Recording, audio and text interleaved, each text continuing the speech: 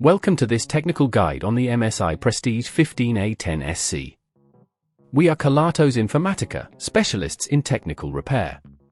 We collect your device from your doorstep, carry out a free diagnosis, and send you a quote before any repair. No phone calls, no trips to the shop. We are based at Calle Joaquín María López 26, Madrid. Convenient, transparent and professional. Link in the description.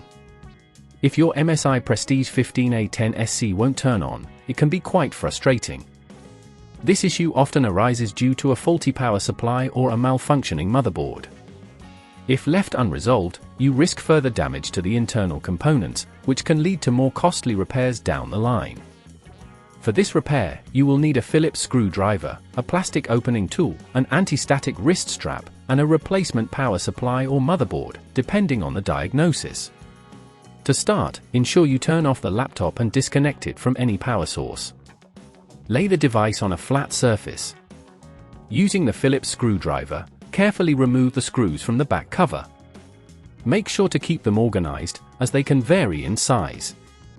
Once the screws are removed, use the plastic opening tool to gently pry open the back cover. Take your time to avoid damaging any clips. After opening, you will see the internal components. The first thing to check is the power connector. If it appears damaged or disconnected, that may be your issue. If it looks intact, proceed to inspect the motherboard for any visible signs of damage like burnt areas or swollen capacitors. If you've identified the faulty component, carefully disconnect any cables attached to it, noting their positions for reassembly.